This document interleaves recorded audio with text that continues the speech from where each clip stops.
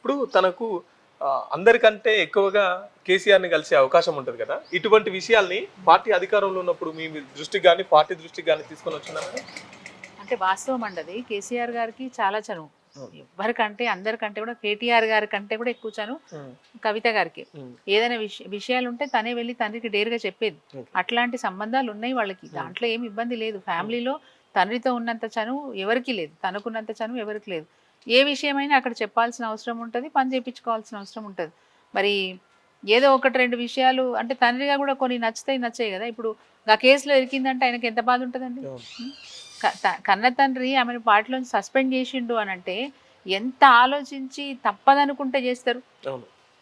ఇప్పుడు ఆమె చేసిన పనికి పార్టీకి మరకంటింది, మేము చెప్తా ఉన్నాం. ఆమె పని చేసిందా చేయలేదా తర్వాత విషయం. ఆమె మీద కేసు అవ్వడం వల్ల, ఆమె జైల్లో ఉండడం వల్ల పార్టీకి కూడా నష్టం జరిగింది.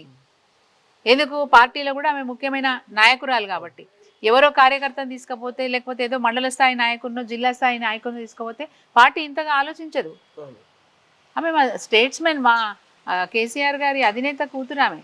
సో డెఫినెట్గా పార్టీ మీద ప్రభావం పడుతుంది. దానివల్ల పార్టీ చాలా నష్టపోయింది.